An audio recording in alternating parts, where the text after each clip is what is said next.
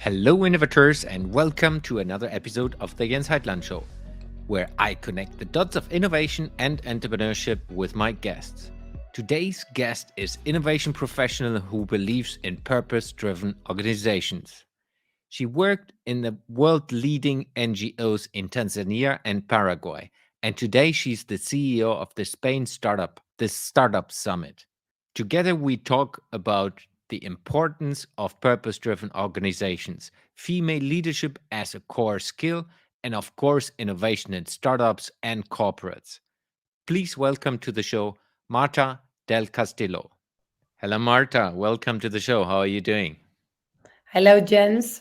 I'm really happy to be here with you talking about the future and us.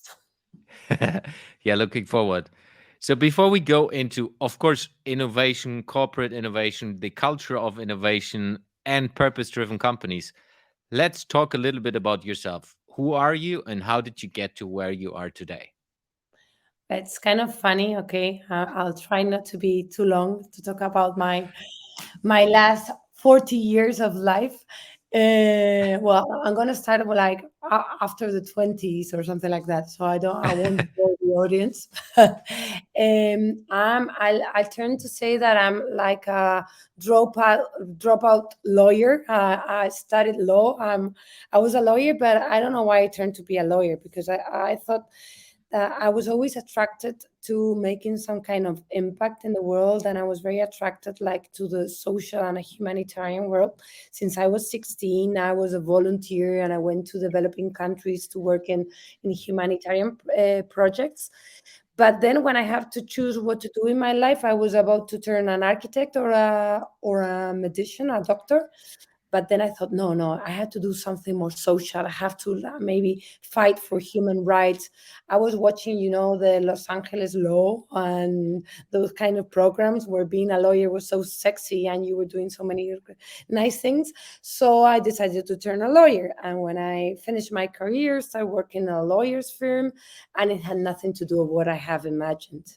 It wasn't creative at all. And all my clients were this kind of posh, nice people, but their interests weren't like human rights, or they were not engaged in that kind of causes. So I was kind of frustrated. So I have to decide what to do with my life, and I thought a lot of things. I really like the creative world, but I was very passionate about the social and helping others. So then I decided that I have to go and work for international development. Wasn't sure how to do that, but at that time in Spain, I was in Madrid, and there were some kind of studies that they were starting at that time, that it was kind of international development or international relationships. But then, me that I've been like traveling all over the world and read a lot, and I was kind of into what was going on, I thought that maybe it wasn't like the best studies for me, that there were some things that already I was reading about. So what I thought at that time that it was kind of different or disrupted at the time was that if I was wanted to work for development, and if I wanted to manage big, huge humanitarian programs, I have to know about management, because at the end, being managing an NGO or managing a big operation that has a huge budget, lot of people in very difficult contexts, in some kind of developing countries where you don't have the best resources, you know, to know management and crisis solvement. So I decided to go for an MBA. So I did an international MBA, and once I ended up, I went like all my colleagues were like, "Are you crazy? You're gonna be like earning much less than what you were earning before, and really like you're gonna be a manager." And when I started working with the NGOs, were like, "What kind of capitalist are you? Like, what, you come from the MBA world?" It was kind of fun, but at the end, I realized that it was a very wise decision, because I was managing huge operations, and the knowledge I learned of business management was so useful in what I was doing.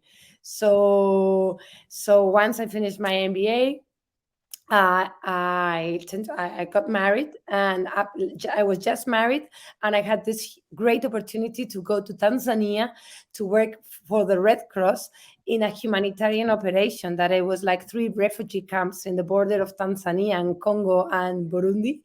So you can imagine my grandmother was like, "Are you crazy? You're gonna leave your husband behind? Are you gonna go to live in Tanzania? And what kind of like your husband is just you're gonna get, like he's gonna get divorced." But he turned to work out, and my husband, I think that he knew like the type of crazy people he was marrying with. So we spent like the first almost 2 years of our marriage in a refugee camp in Tanzania, and it was amazing. you know Most of the refugees, like, I know his focus was to turn the refugees into supporters of the Atletico de Madrid, so he kind of succeeded in his purpose. And I really had a lot of fun, and it was a very challenging opportunity to develop what was my social and my real purpose. But it was great, and I really learned a lot, and I really had like a lot of funny and difficult situations. But I professionally and personally, it meant a lot for me. And after that experience, and regarding that my husband wanted to continue his professional life, we went we engaged in development projects, and we went to live in Paraguay. So I moved to Latin America and spent like almost 7 years working for development projects, both with the NGOs, with the Red Cross, and with the Spanish Development Agency from the government. And that was a great opportunity to work from the public sector and from an international organization, from these multilateral organizations, and how to work in development, and also work like hand by hand with developing countries' governments, which is kind of a different way of doing things and different cultures. So that also opened me a lot, opened my mind. And but still, when I was in those positions, there were still some things that were not working for me, because I came like from the experience of working from private businesses, and I was completely engaged in the purpose and the impact that I think I was helping to engage and to succeed to get it. But the way of doing things from NGOs and from the government had a different way of culture. Like that you have to execute the money of donors, so the donor has a lot of power. The way of the procedures you have to do, they have to do a lot with I don't know, like procedures that are regarded in a laws, or that are kind of strict and a little bit like squirt minded. And also like you're like subjected to the programs of other people, of donors, and not like the actual need. Or even when you design a project, it's like a 3 or 4 years project, it can be that in those changing contexts everything has changed, but still you're kind of tied to what you said that you were going to do 3 years ago. So innovation was really tough.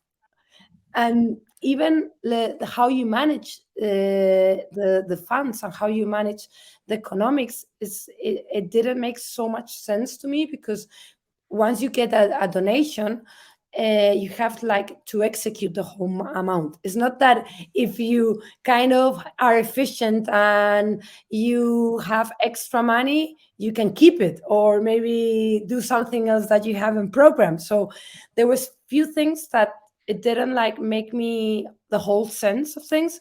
So that's when I decided to go a little further and start exploring the opportunity of doing that kind of impact from the private sector, where you think that mostly in small companies you have like more autonomy, and you're like more free to decide on time and even to assume more risks. So at that time I have the opportunity to be part of a very very amazing company that it's called Cora.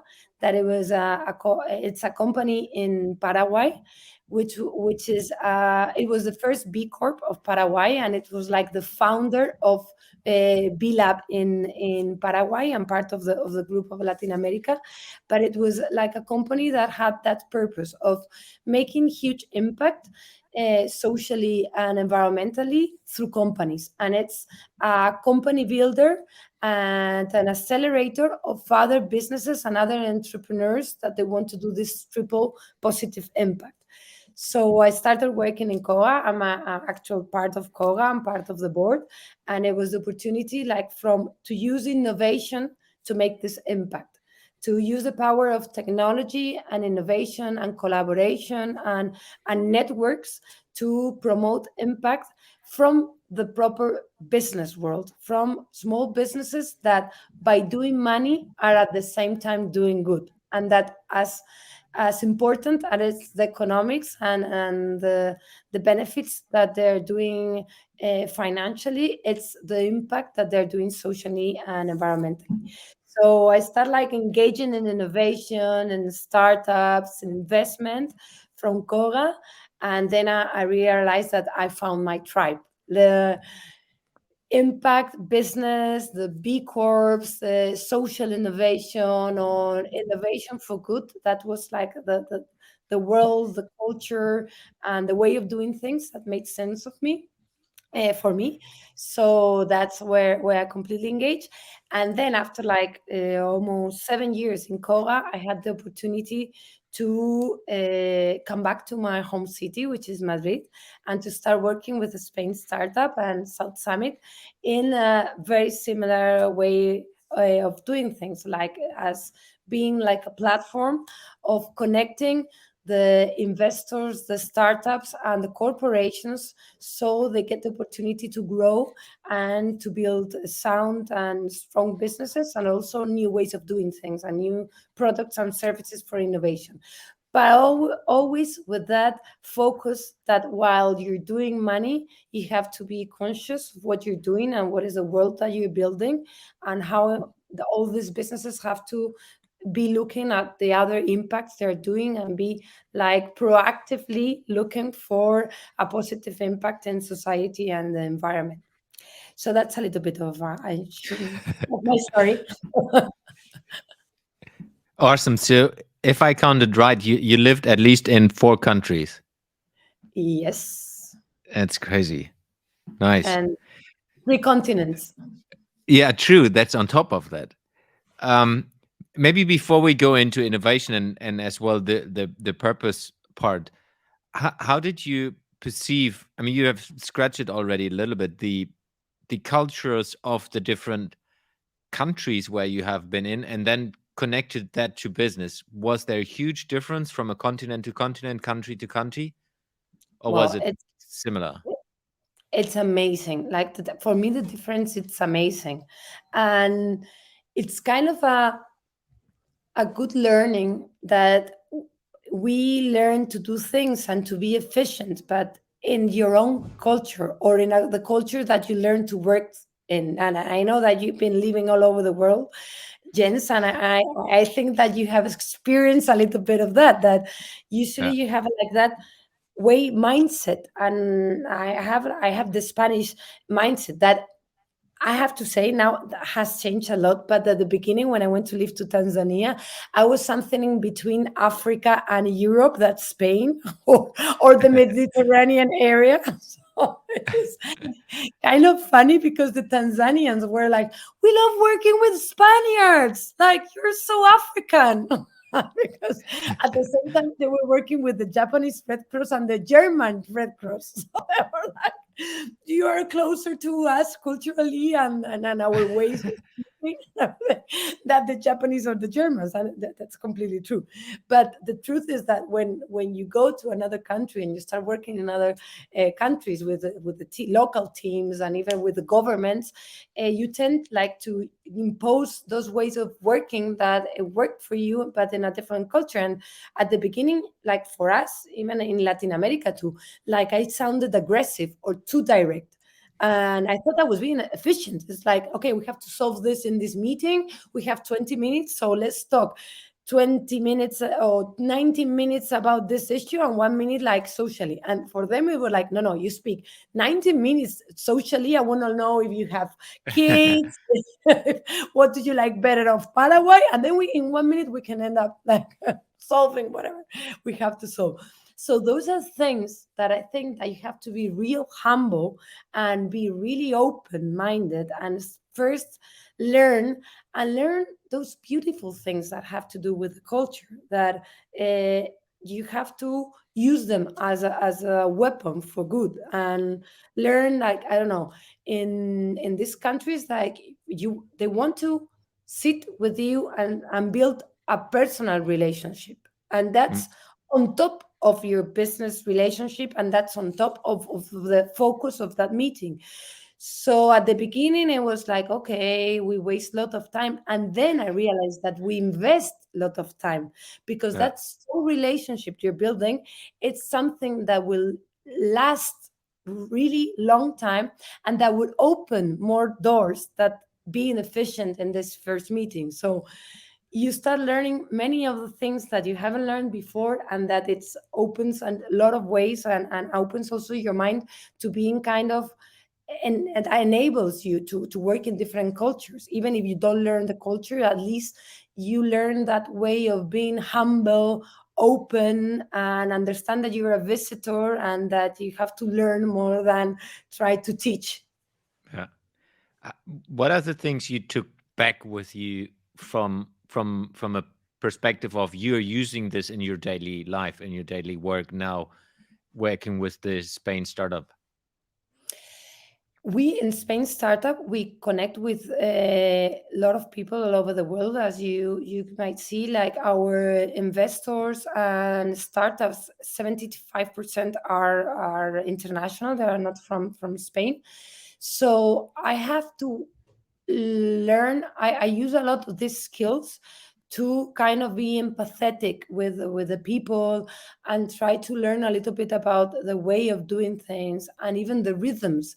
And even when you put together people from many different nationalities, religions, beliefs, uh, cultures in the same room, you have kind of be like the director of an orchestra, that you have like to give the space to each other, make the music flow, connect, and that, like, being alert and being open and patient. I think that those are skills that I learned in my fast track in abroad, and that I really do use a lot, and even I use them without acknowledging that I'm using them, not even not Yeah, knowing something subconscious.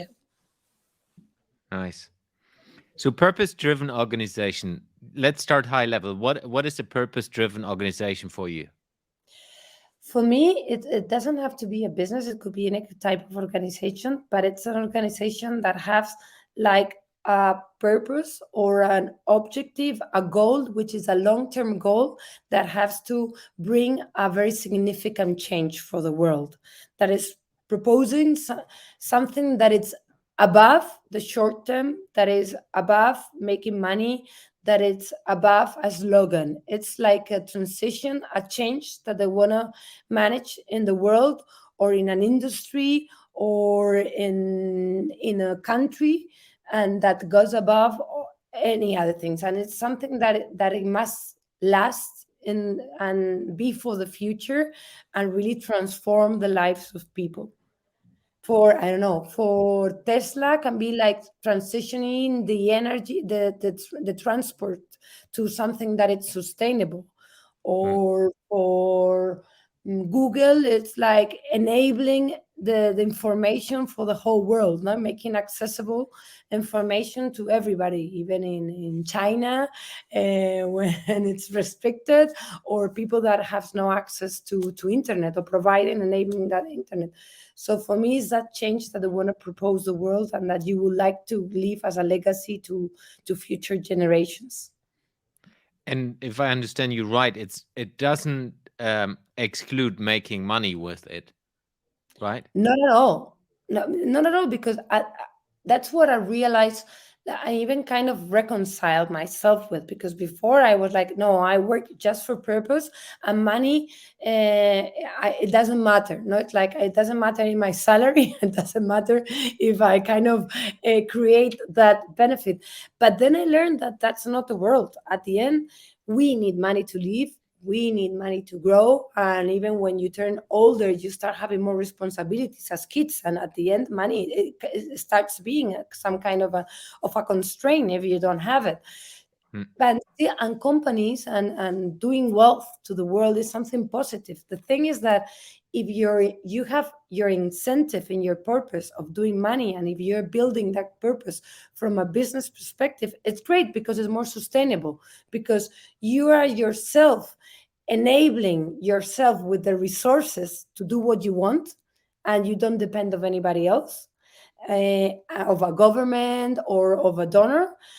But at the same time, there's a very nice incentive, because you're making people rich, and you're getting like richer yourself, or at least like more wealthy, or you can sleep better because you don't have to, you can pay your mortgage.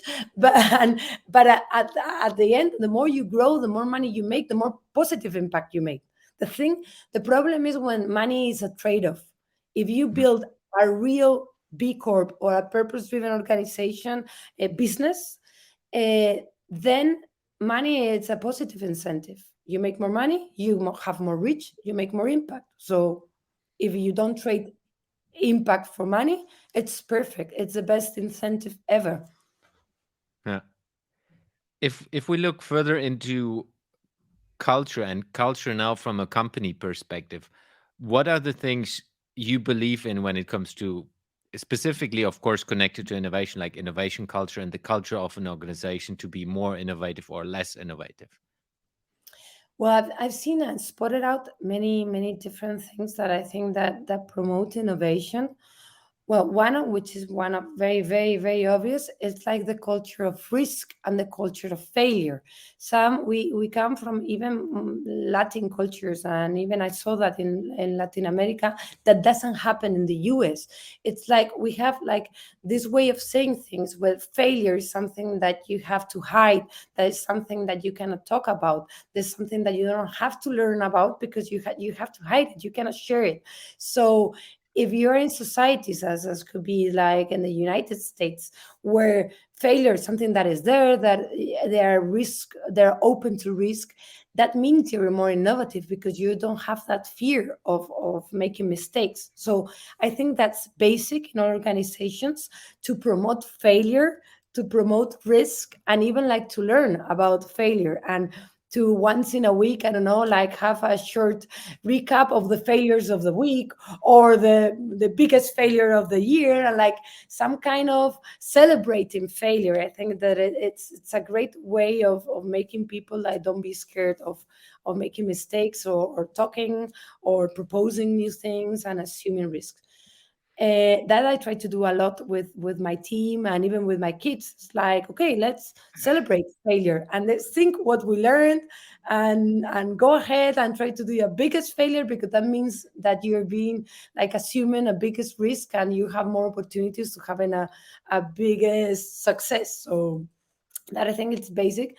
And also I think a lot about the collaboration. I really realized that now we live in a world of collaboration, and that we see that collaboration is a competitive advantage and not competition. Mhm. So that I've seen in innovation, that we see that the way of doing things, and even like the biggest complexities and the biggest challenges that we do have as a humanity, they have to be solved collaborative. We've seen it with the vaccine of the COVID. We've seen with climate change, that if we want, we have to do like solutions that come from different sectors, different technologies, different knowledges. So we have to collaborate. Nobody is expert in all the fields. So the collaboration is the key. And even between competitors, like even collaboration, you can make bigger the market, and make bigger the demand. So it benefits all of us. So enabling collaboration within a team, even enabling process where the communication flows, where the success of a team is the success of the other, even like tying the goals and the KPIs of the teams with the others. I think that collaboration, it's one of the key issues that you need for innovation. Other thing that I think it's really important is diversity. Hmm. If you tend to mix different people, that mixtures, like, it's like boom, something amazing comes out of it. And I'm talking about diversity is not just gender or race, it's everything. It's like the person who is from philosophy, from the IT to, I don't know, a gamer and whatever. It's like the biggest ideas, they come from that diversity, and promoting that diversity. And I think that that's something that you need. And on the other hand, another thing that I believe that it's very that you need in the team is making the people independent and autonomous, and being them making them able to make decisions, and empowering people so they can make their own decisions, even make their own mistakes, and share them, and make people like learn from what they're doing, and feel also they feel that they are part of the company. Not only because even in the startups you get to see that the team gets some shares of the company, and they feel like owners. But it's not just the shares. It's, I think that the thing that makes you feel owner is like you are able to decide, and to decide what to do with the company, and be part of the most key decisions. So that, I think that also helps a lot in promoting innovation and purpose driven organizations. And Yeah. also that has to do a lot with people that the purpose for me, it's like the core of all of this. It's the purpose of the organization has to be completely aligned with the personal purpose of the people that are working, because then it doesn't tend to be like it's not a job, it's your life. Yeah. Yeah. And the engagement and the way of working, and even the energy, and even the happiness and the joy of working is completely different. I can't agree more. How do you see the difference between, so if we talk about the failure, collaboration, diversity, and like the empowerment part, this, if you work like I did in large corporation, like a lot of organizations know this, that if you do this, then it's going to be better. But it's still, like, it's often a hurdle if you are in such a huge, I always say, super tanker, where it's like you have one goal, which is increase the revenue by X% every year or every quarter or whatever, and then on the other hand is like, yeah, but we need to reinvent ourselves, we need to innovate. Do you have any experiences or thought around that? What I see, that sometimes this way of creating incentives and goal, it's perverse. It's Mm, not based in the purpose. It's based in the short term, like, yeah, reviews. Like, you say, it okay, is. my purpose, it's not true. It's like you don't have a purpose, you have a slogan, or you have like a mission, beautiful mission that you put in your web, but it's not embedded in the people, it's not in the leadership. So I think that the people, when there's a real engagement with the purpose, and the leadership just tend to do, is like, we have to manage to get here. How you do it, I don't care. And if you have like this very close KPIs, that is, you have to reduce your cost in 20%, you have to I don't know, have the result in this quarter, it doesn't make sense, because a purpose is like a moonshot. It's something that you have to achieve, that it will take some time, and that means that you're going to fail in a way that is going to, even you have to invest 1 year to start seeing results. And I think we have to change that way of organizing companies. And even big companies, they have a lot to learn about startups and the way they Yeah. do things. And not everything is measurable. and and not everything is predictable. How? Because even those KPIs or those objectives, you do them on December the year before, and in a year nothing changed. It's like doesn't make sense that you are working for something that you planned a year ago or sometimes 4 years ago. Yeah. Using that as the bridge to what you do as well with Spain startups. So when you connect startups with corporations, how do you?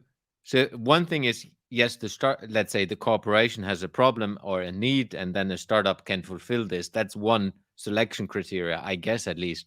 But how do you make sure, or how do you kind of help them to work together? Because in my experience, when I did this in the past, it's not that easy because it's completely different cultures, completely different ways of thinking, and it's kind of how do you marry them? It's a huge challenge. It's this movie like Godzilla against King Kong. It's like two different uh, two different planets colliding. So, Uh, but you see that's something that I've seen like for the last years. The ecosystem have acknowledged, and now they are trying to put to tend some kind of bridges where they mm, bring together the stuff. It's usually easier when the startup it's like a supplier of the big corporation because mm, they have some touching points and they can solve and they can customize the solutions, but they don't have to engage in the different cultures. And the startups learn a little bit about the procedures of the corporations, which are good. Sometimes are more organized and they know or they're more focused.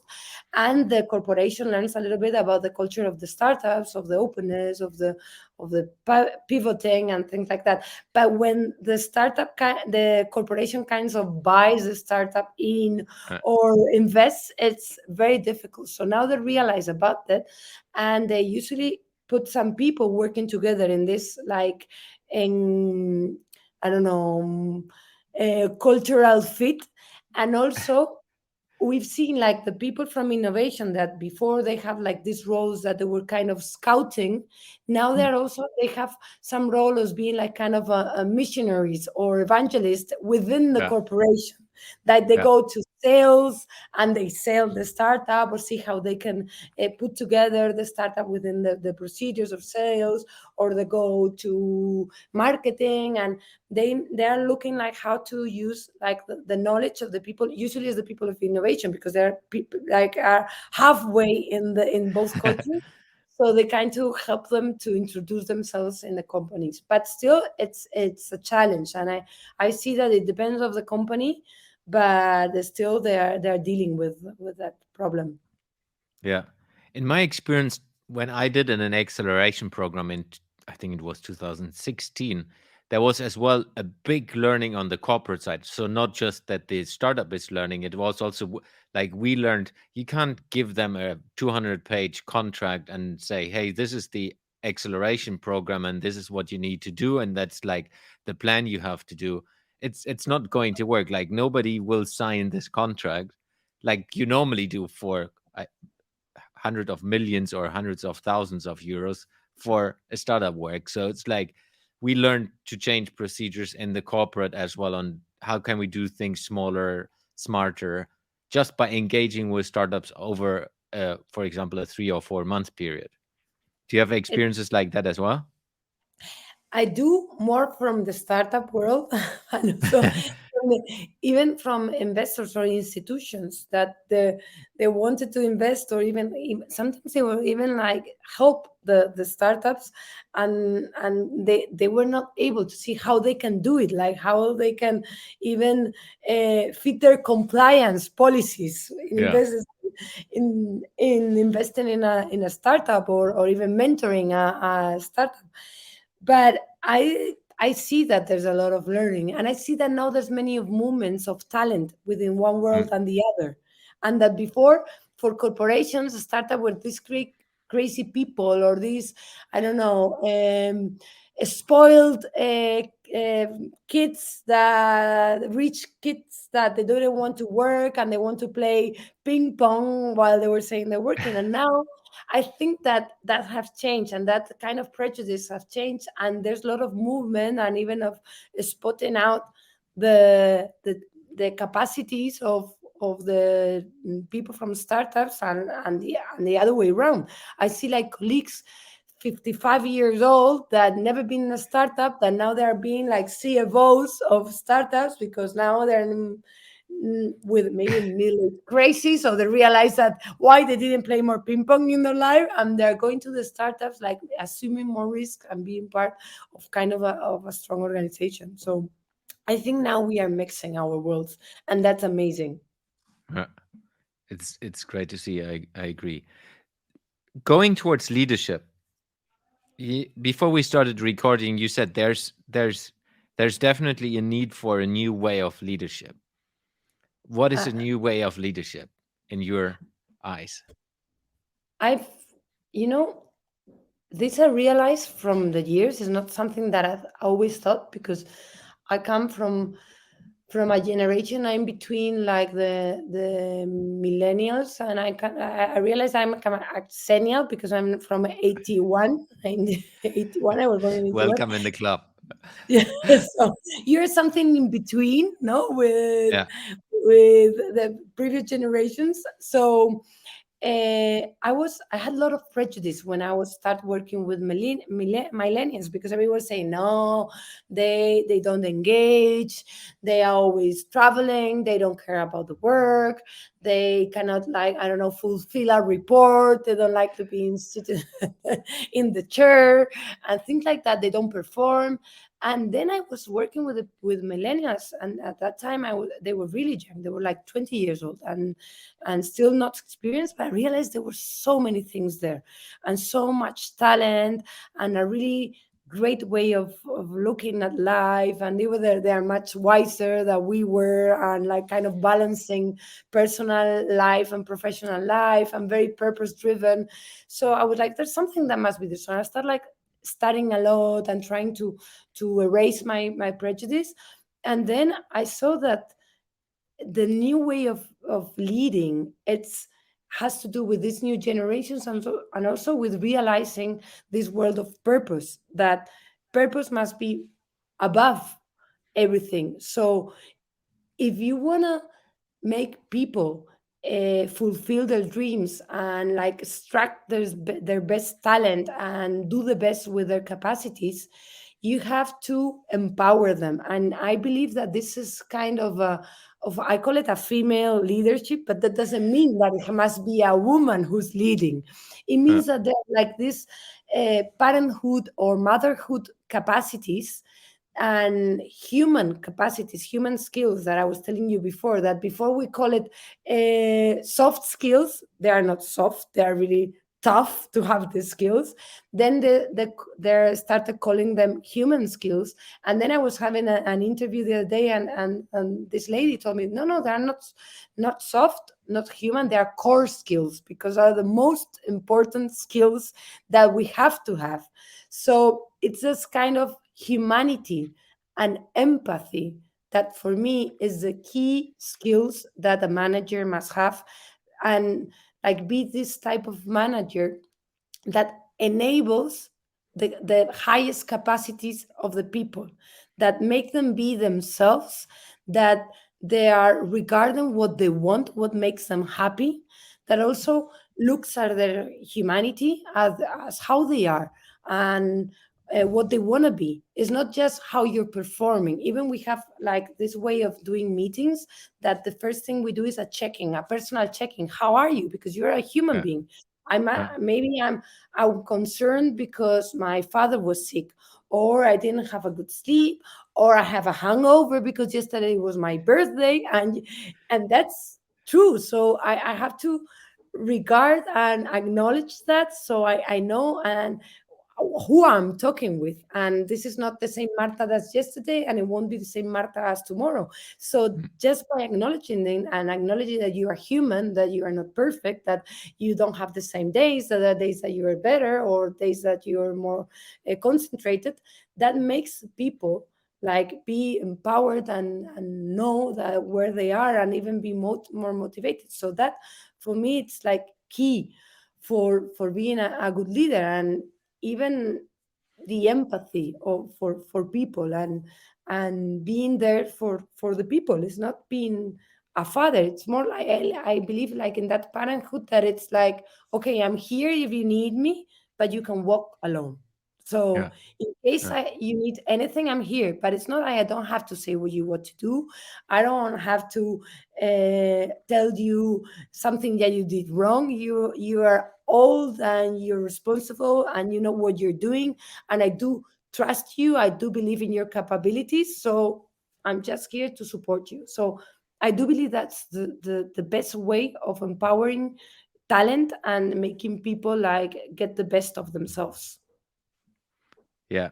And as we said before, I did a research in that direction, and it's truly that you see that as well in the profitability of the organization. If you have leaders like this, which are truly going into that direction and really kind of changing the company culture while doing this, because for me it's like automatically you will be more innovative if you have people who are thinking for themselves and not just the manager who is deciding everything. I The think, tricky, yeah, go. no, no, I completely agree. I was just saying.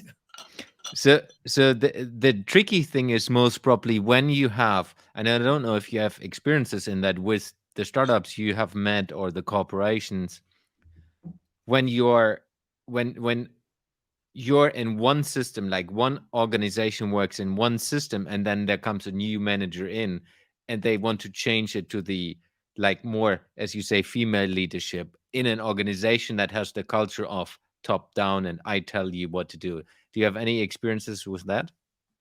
I've seen that those, but I've seen them both in startups and in corporations.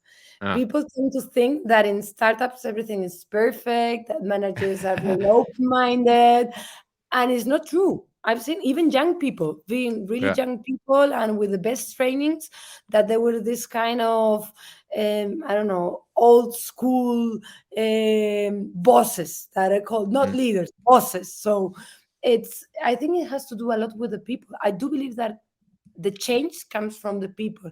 And I've seen very tough organizations and old school and very vertical organizations that have a great leader in some area, and that has changed the whole performance of the area. And sometimes it has scaled up. yeah, Usually there's something that is true, that the top leaders are one are they usually are the ones who impose a lot of the culture and the rhythm. But even in horizontally, you can see different types of leaders, and that happen in any kind of sector, any kind of industry, and startups. So I do believe it's the person that is there, the leader that is there, that can really change the things. And that, you see, as you were saying, you can see in the results of the company.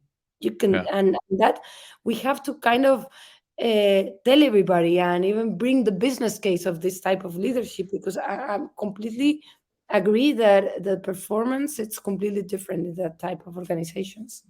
Yeah, I agree. We need to make that more public. The tricky thing might be if you have someone who has done this like 30 years to then change towards, hey, I'm the boss, to, hey, no, I'm the female leader, even if we use that word. And now, like, I empower you to do this. So I'm not about my power. It's like you know better how to do it. I guess that's a tricky one to get, like, very senior people and executives to change their leadership style. But I think there's way of doing.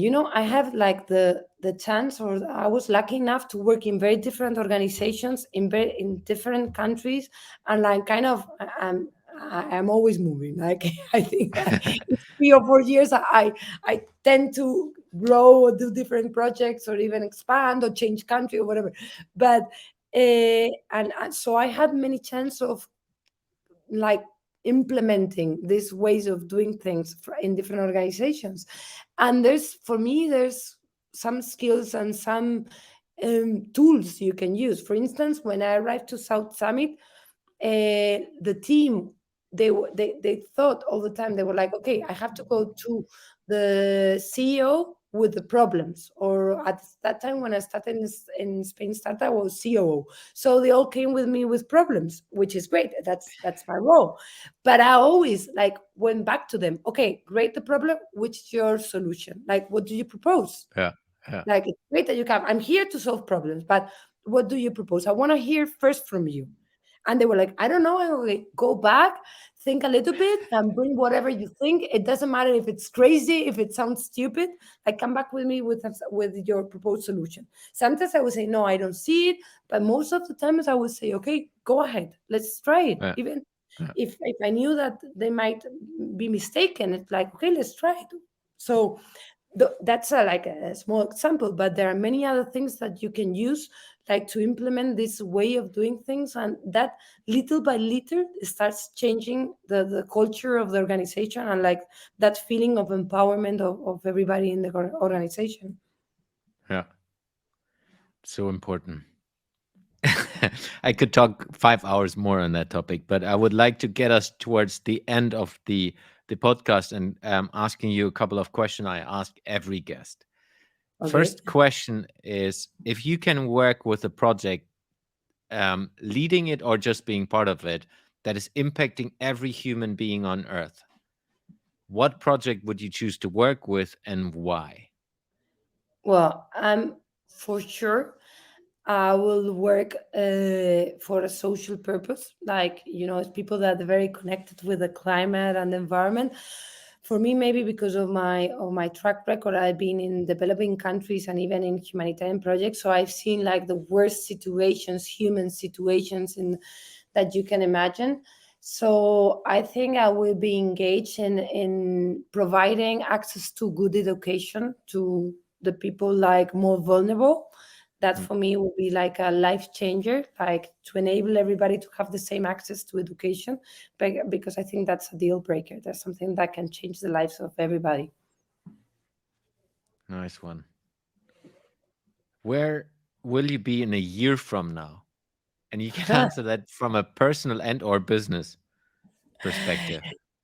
um, I have to scale the impact of what I'm doing. So I'm looking a lot, even coming recently, like it was a year and a half ago that I came back from Latin America. So I believe I have to work as a bridge in for developing countries and Europe. There's still many things that we are not looking at each other, and I do believe that impact investment is a very, very, very good tool. That Mm. now big venture capitals and big investment funds they realize that they cannot just invest money in making money. They have to invest money in making money and making an impact, and that must be something unnegotiable. So I think that's scaling a lot, and I would like to be part of that too. Huh. How do you keep yourself up to date and informed on topics that interest you? I don't think I'm updated. I think I missed a lot of information, by the way. I try, I really liked networking. I do think that that's very important. It's not just by learning, it's also connecting with people and even like building relationships, not just being a cocktail and talking a little bit superficially, but meeting new people and enabling and having strong relationships and be engaged in their projects, as with you, Jens, that we met like cautiously, and it's like, okay, what is your next project? Like, I mean, count on me, and that's a great, amazing part of the network. So I try to go to as many networking talks, events, and that I do a lot, and I do read a lot, and I try to read because I like being the depth of reading a book or Yeah. reading an article that you don't always get while like no listening a podcast or even like watching a video. I try to also read books, but that's not being updated. I think it's maybe receiving information, but that's not updated. And Maybe it also is. in innovation, you get a lot of information, like all these metaverse, NFTs, Web 3.0. Like in my other life, I never have learned about it. I would be like, Yeah, that's "What true. ask me?" So I pick up this in my daily life. I'm with the startups too.